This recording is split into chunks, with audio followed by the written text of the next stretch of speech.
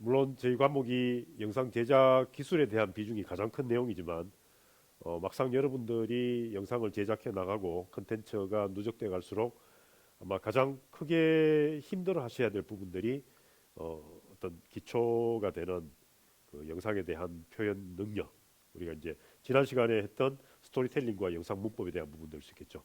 그리고 내가 만든 영상과 컨텐츠를 어떻게 활용할 것이며 또 그것들이 가지는 권리와 의무가 무엇이 있는지, 그래서 그런 사람들이 아마 발목을 많이 잡게 됩니다. 그래서 우리가 저작권이라는 제목으로 오늘 내용을 정리를 해볼 텐데, 이게 생각보다 좀 복잡한 것 같습니다. 사실은 저도 그 법률 전문가가 아니기 때문에 뭐 정확한 어떤 내용을 정의해 드릴 수는 없지만, 적어도 영상을 제작하는 입장에서 이 정도는 알아야 되겠다. 그리고 다른 사람의 저작권을 존중하고 지켜주는 것도 중요하지만, 내가 가진 저작권을 소중하게 생각하고 또 정당하게 누릴 수 있는 그것도 굉장히 중요하거든요. 그래서 많은 분들께서 그런 부분에 대한 어떤 기본적인 정보와 지식들을 갖고 있지 못해서 아주 큰 낭패를 보는 그런 경우들이 종종 있습니다. 그래서 저희가 13주차 수업 계획을 이렇게 잡으면서 이 비중 중요도에 따라서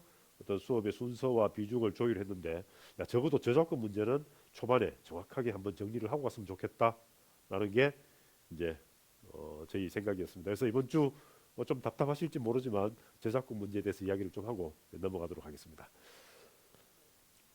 요즘 인기 유튜버들이 뭐 다양한 채널들을 유지하고 있는데, 이 유튜버 채널을 관리하는 유튜버 입장에서도 이 저작권 문제는 굉장히 힘든 숙제인 것 같습니다. 그래서 뭐 여러 가지 저작권에 대한 폐해를 없애기 위해서 자체적으로 그 알고리즘을 개발하기도 하고, 또 그 저작권법에 저촉되는 그 유저들이 줄어들 수 있도록 좀 더 세련된 가이드를 주기 위해서 많은 노력들을 하고 있습니다. 그래서 그 특히 많이 발생되는 사운드 저작권 분쟁에서 이 구글 차원에서 차라리 그 프리 라이센스가 이 그 저작권 침해에 해당되지 않는 프리 라이센스 사운드들을 계속 업데이트해서 사용자들이 합법적으로 음원을 쓸 수 있도록 해주는 뭐 그런 노력들도 포함이 되어 있는 것 같습니다.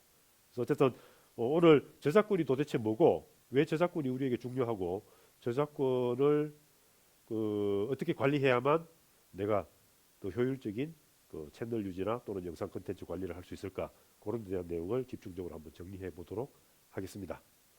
뭐 너무 많고 다양한 사례들이 있기 때문에 하나하나 다 이렇게 설명해 나가기는 곤란할 것 같고, 그래서 제가 한 5가지 질문을 뽑아봤습니다. 그래서 첫 번째, 도대체 저작권이 뭘까?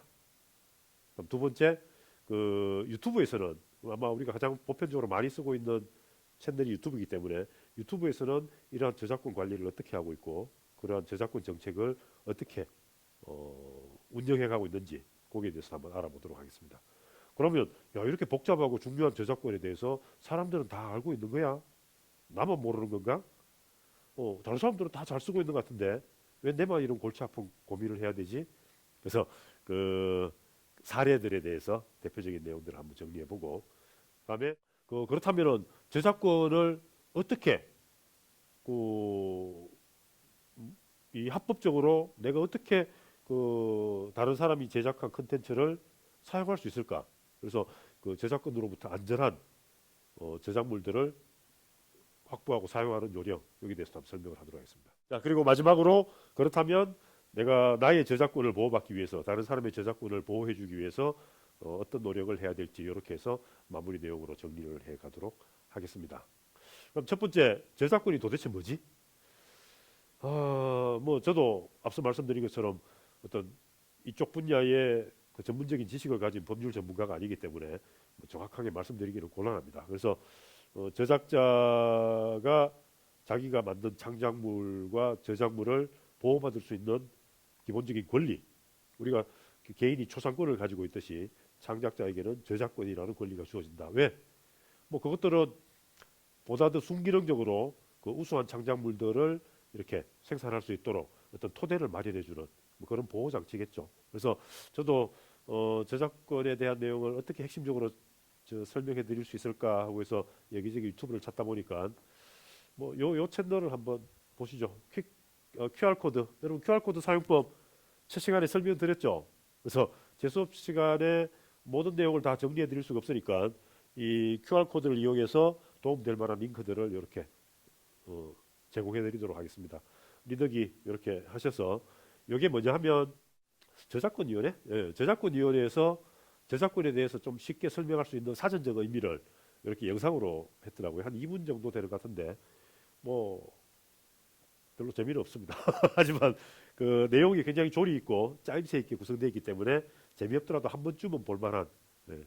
그래서 그 저작권이 어떠한 법이고 거기에 대해서는 어떤 부분들의 내용들로 구성되어 있다. 뭐 간단하게 그 내용을 정리해 보면 저작권은 다른 사람이 만든 창작물을 함부로 쓰시면 안 됩니다라는 것도 물론 있지만 그보다 더 우선되는 의미는 내가 만든 창작물, 내가 만든 고유한 권리는 법으로 보호받을 수 있는 저작권이라는 법으로 내가 만든 컨텐츠나 나의 어떤 창작물을 다른 사람이 함부로 이렇게 사용하지 못하거나 나 허락 없이 변형하지 못하도록 이렇게 보호해주는 내용이기 때문에 나의 권리를 알고 정당하게 행사하자라는 게 어떤 전체적인 큰 주제인 것 같습니다. 그래서 거기에 대한 어떤 여러 가지 사례와 내용들 뭐 그런 것들도 한번 보시기 바랍니다. 한번 볼까요? 여러분들이 모르는 사이 여러분에게 마법 같은 권리가 생길 수 있다는 이야기를 알고 계십니까? 문득 떠올라 작성한 글, 풍경이 좋아 그렸던 그림이 있나요? 여러분이 창작한 글이나 그림에 저작권이라는 권리가 생긴다고 합니다. 여러분에게 생기는 권리, 저작권.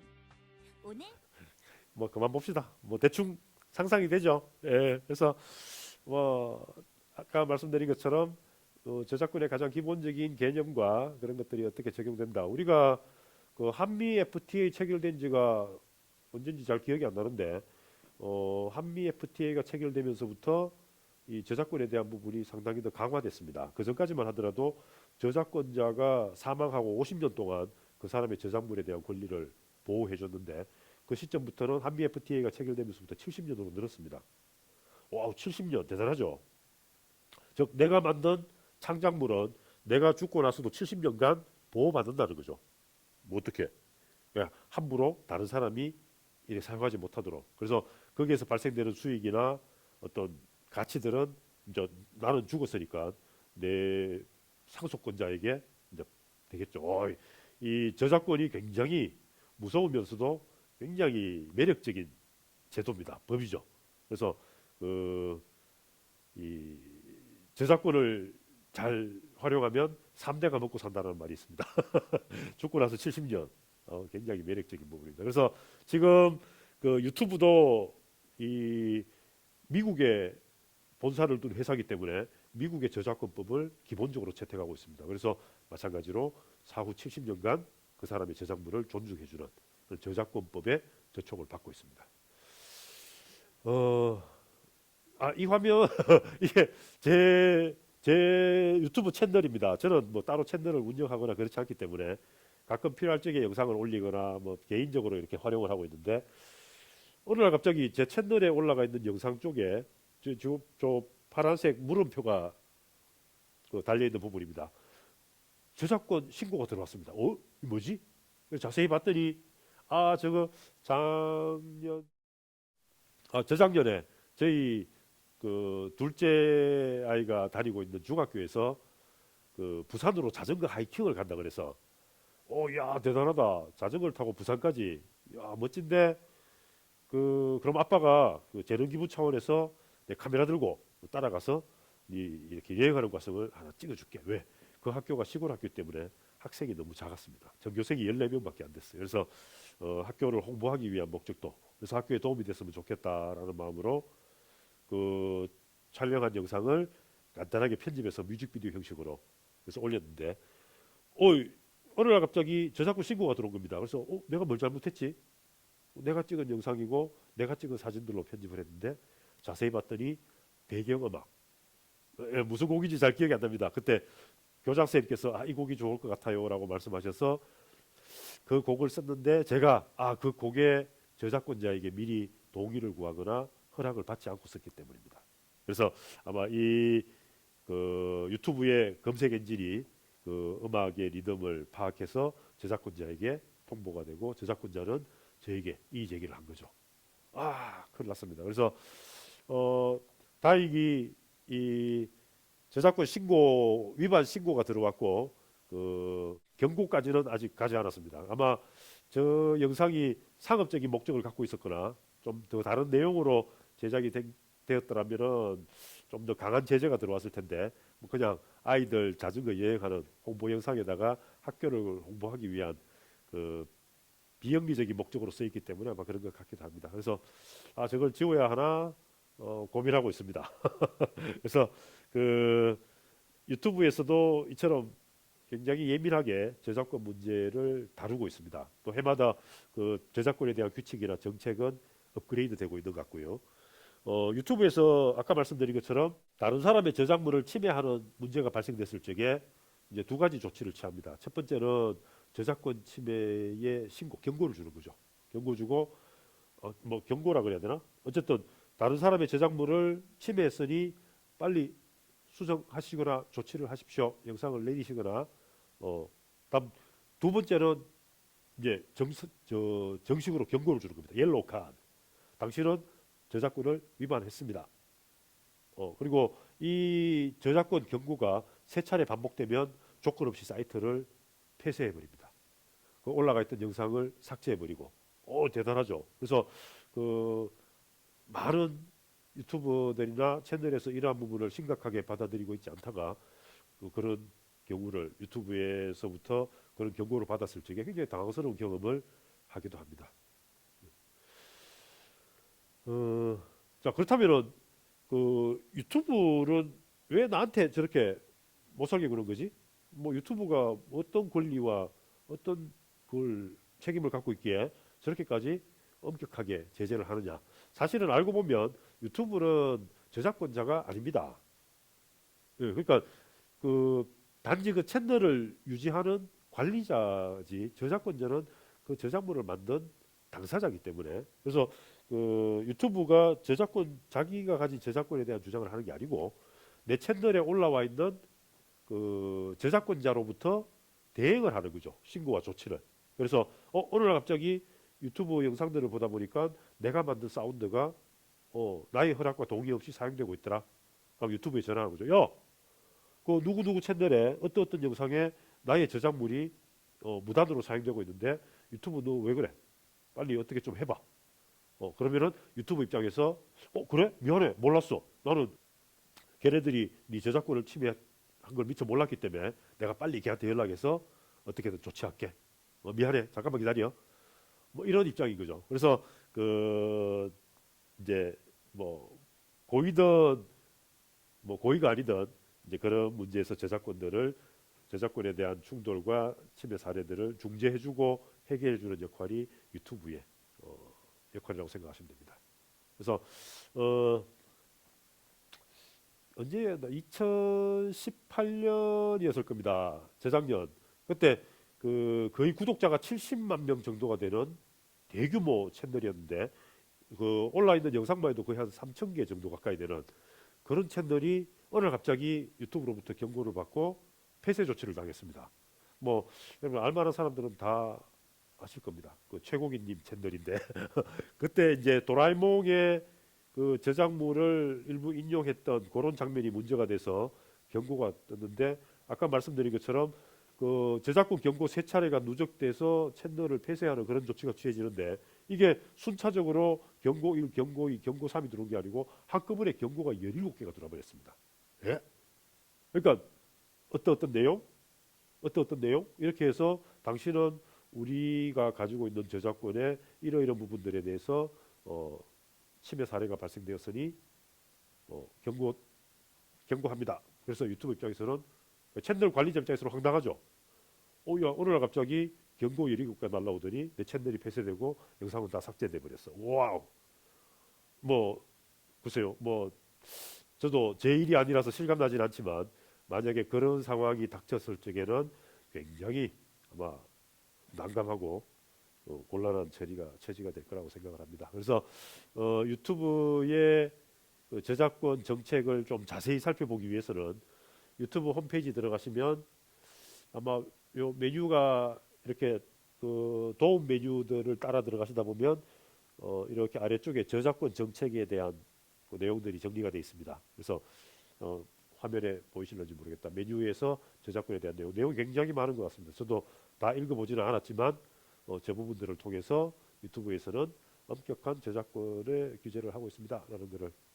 그래서 어, 그 사람이 이렇게 컨텐츠의 저작권 침해 사례를 관리하는 게 아니고 그 인공지능이죠. AI가 각 채널들을 자동으로 검색하면서 저작권 침해 사례를 발굴하고 그런 사례가 발견됐을 적에 저작권자에게 자동으로 통보가 가도록 그렇게 처리가 됩니다. 그래서 그 음악 같은 경우에 보통 한 7초 정도만 플레이되면 그 AI가 자동으로 그 부분을 판단할 수 있다고 이야기를 합니다. 물론 뭐 저도 거기에 대한 기술적인 내용을 정확하게 알고 있지는 못하지만 뭐 AI가 점점 현재로서는 완벽하지 않겠지만 점점 성능이 좋아지겠죠. 그러면 아마 음반뿐만이 아니고 이미지, 영상이나 요즘 뭐 그 비트코인 기술을 이용해서 영상이나 사진과 같은 이미지에도 저작권 추적을 해나갈 수 있는 뭐 그런 단계로 발전하고 있다라고 이야기하는데 저희 입장에서는 하루 빨리 그런 기술이 도입되기를 원하죠. 왜?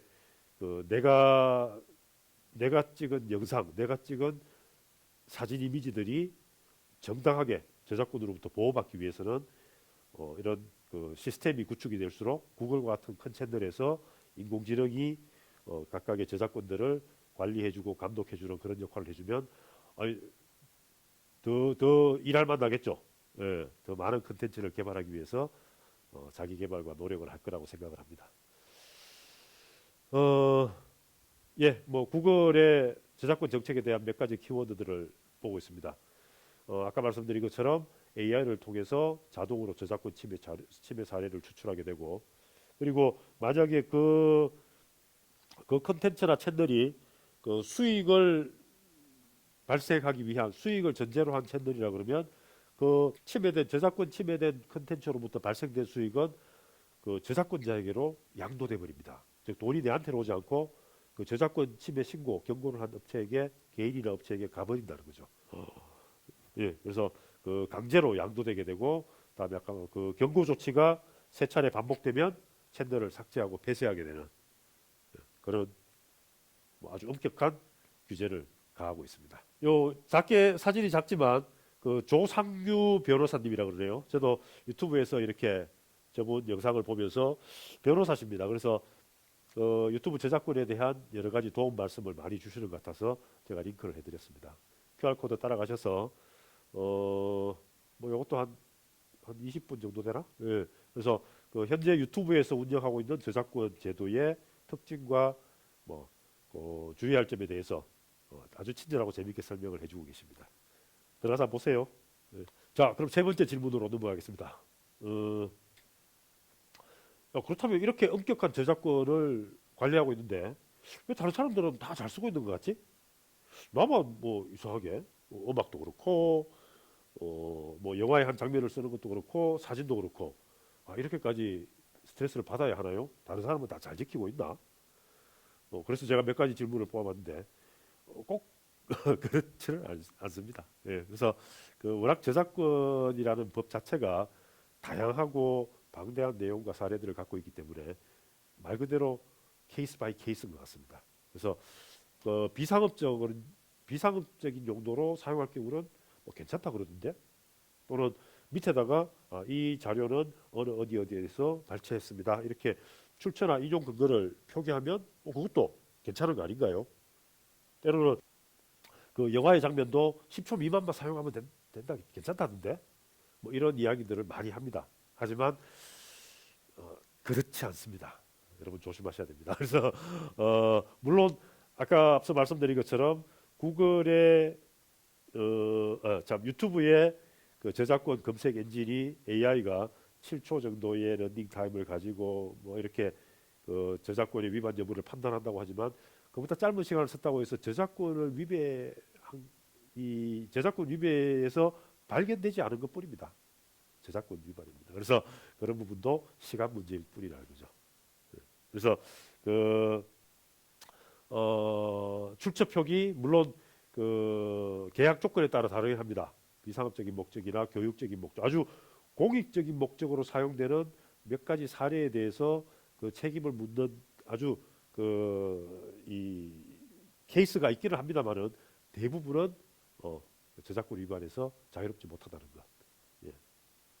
그리고 그 대형 채널에서 여러 가지 어머니나 소스들을 자유롭게 쓰는 것 같은데 그런 것도 다 계약을 기반으로 합니다. 제가 좋아하는 채널 중에 여러분도 아마 많이들 보셨을 겁니다. 워낙 그 유명하니까 제이플라 노래 너무 잘 부르죠. 이쁘고 그런 채널들을 보면 저 곡들은 전부 자기 노래가 아닌데 저렇게 해서 유튜브에 업로드되고 많은 클릭수가 나왔을 적에 저 사람이 저작권 위반한 사례가 아닌가?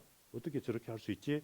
그 음반 회사 저작권을 가지고 있는 그 곡에 대한 저작권을 갖고 있는 회사와 계약을 체결하고 대부분의 수익은 이제 그 저작권자에게 갑니다. 그리고 이제 배분이 되도록 계약이 돼 있겠죠. 예. 그런 사례들을 찾아보실 수가 있습니다. 그렇다면 그 저작권법에 남의 저작권을 침해하지 않고 내가 정당하게 쓸게. 어떻게 어떤 절차와 어떤 내용으로 제가 합법적인 저작물을 쓸 수 있을까? 그래서 여러 가지 방법이 있습니다. 첫 번째는 그 저작권을 가진 회사나 개인과 계약을 체결해서 합법적으로 그 라이센스를 이제 구입해서 쓰는 방법. 두 번째는 애초에 저작물에 대한 저작권을 주장하지 않는 무료 저작물들만 골라 쓸 수 있는 방법이겠죠. 그래서 뭐 경우에 따라서는 내가 만든 컨텐츠는 공공의 이익을 위해서 내 개인적인 저작권을 주장하지 않겠다. 프리 라이센스를 이렇게 공개하는 그런 뭐 훌륭하신 분들도 많이 있습니다. 그래서 뭐 아주 비싼 비용을 청구하지 않고도 합법적으로 저작물을 쓸 수 있는 여러 가지 제도들이 있습니다. 여기에 한번 보자. 에피데믹 사운드 많이들 쓰시는 회사인데 저작권 임대를 해주는 서비스입니다. 많은 곡들의 데이터베이스를 가지고 내가 원하는 장르를 검색해서 계약 기간 내에서 쓸 수 있도록 또 뭐죠? 유튜브에서 무료 저작권에 대한 내용을 검색하면 여러 가지 도움 자료들이 많이 뜹니다. 그래서 뭐 유튜브 자체 채널을 무료 저작물 채널을 유지하는 것도 있고요. 또 개개인이나 어떤 공익기관에서 저렇게 저작물, 프리 저작물들을 제공하는 그런 사이트들도 많이 있습니다. 여기는 그 사운드 클라우드 저도 자주 사용하는 사이트인데 저는 그 촬영이나 편집은 제가 직접 할 수 있지만 그 사운드에 대한 부분은 제가 능력이 없습니다. 그래서 그 작곡이나 연주가 불가능하기 때문에 이제 워낙 영상에서 사운드와 음악이 차지하는 비중이 중요도가 크다 보니까 협업을 하거나 또는 다른 사람의 도움을 받아야 되는데 제가 그 심동현 씨랑 저는 누군지 모릅니다. 하지만 그냥 그 뮤지션이라는 그 아티스트라는 분을 알게 됐는데 그분이 자기가 창작한 저작물을 출처를 명기하는 조건으로 자유롭게 쓸 수 있도록 비상업적인 목적으로는 자유롭게 쓸 수 있도록 이렇게 해주시는 케이스입니다. 그래서 너무 감사하게 잘 쓰고 있습니다. 한 번은 뭐 제가 그 외부 그 제작 수주를 받아서 그동안 무료로 써왔던 이분께 너무 감사해서 이번에는 제가 수익을 목적으로 만드는 영상이라서 사용되는 음원에 대해서 정당한 저작료를 지불하겠습니다라고 연락을 한번 드렸더니 메일로 답장이 왔더라고요. 그래서 괜찮습니다. 뭐 제 곡들에 관심 가져주시고 더 많이 쓰실 수 있다는 것만으로도 자기는 행복합니다. 와, 박수 쳐드리고 싶습니다. 요 사운드 클라우드 여러분 모르십니까? 사운드 클라우드 그 영상에서는 유튜버가 있듯이 사운드 쪽에서는 이 사운드 클라우드 정말 많이 쓰십니다. 여기서 여러 가지 오디오와 음원들을 검색해 보실 수 있고 안 써보신 분도 계시겠구나. 저 한번 화면을 한번 보고 갑시다.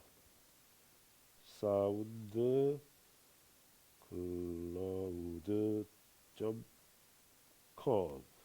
사운드 클라우드 뭐자 소개 화면은 이렇게 돼 있고요. 아까 제가 말씀드렸던 우리 심동현 씨 걸 한번 검색해 볼까요? 뭐 여러 가지 검색어를 쓰실 수 있을 텐데 이분이 쓰시는 예명이 모리스 심이라고. 모리스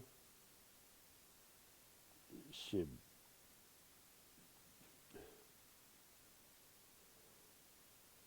오케이. 예, 이렇게 쭉 곡들이 쭉 나오죠. 예, 이렇게 해서 이 곡들 아마 뭐 주기적으로 업데이트를 하시거나 그때그때 작업 결과물들을 계속 올려주시는데 저도 한 번씩 들어가서 어떤 작업을 하시는지 이렇게 보게 됩니다. 보고 느낌이 오는 영상 저 사운드들은 메모를 해뒀다가 다음 맥락이 맞는 작업을 할 적에는 이분의 컨텐츠를 감사히 저는 뭐 다운로드 방법은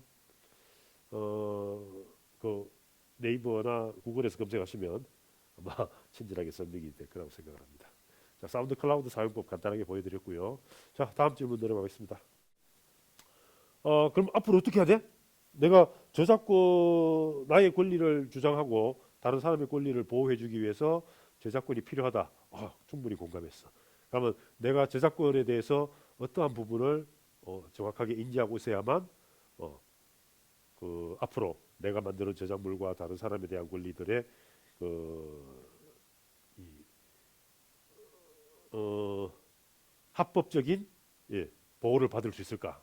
이 말이 꼬이면 안 되는데 제일 첫 번째로 할 수 있는 거는 그 저작권 표기를 하는 습관을 갖는 게 좋습니다. 여러분 이 표기 한 번씩 그 보신 적 있죠? 예를 들어서 웹사이트를 검색했을 때 쭉 밑에 내려가 보면 맨 아래쪽에 작은 글씨로 이렇게 적혀 있습니다. 또는 내가 사진이나 영상을 이렇게 다운받았는데 그 오른쪽 화면 귀퉁이에 보면 이렇게 카피라이트 뭐 누구누구. 자, 이게 그 저작권을 표기하는 기본적인 방법입니다. 그러니까 내가 만든 저작물에 정확한 나의 저작권을 주장하기 위한 첫 번째 행동은 바로 저작권 표기를 생활하는 겁니다. 그래서 그 저작권은 우리 특허권처럼 이 내가 특정한 권리를 주장하거나 신고하고 심사를 통해서 그 사람에게 권리를 부여하고 이런 절차가 없습니다. 그야말로 내가 창작물을 저작물을 만듦과 동시에 자동으로 발생되는 권리라는 거죠. 그러니까 굳이 신고하거나 표기할 필요도 없던 거죠.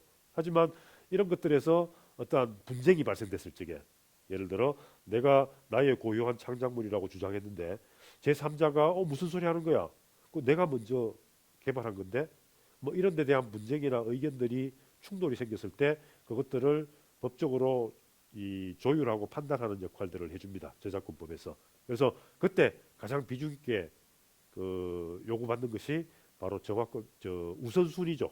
네, 네가 이 창작물을 언제 만들었고 그런 것들은 어떻게 명확하게 규명되어 있느냐.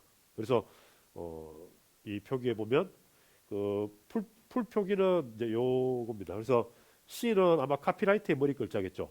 카피라이트, 즉 이 창작물을 카피할 수 있는 권리는 2020년부터 누구누구에게 있다, 정재한에게 있다. 모든 권리는 정재한으로부터 발생된다. 이렇게 표기를 해두면 이제 이것들이 이 창작물에 대한 그 저작권을 표기하는 기준이 되는 겁니다.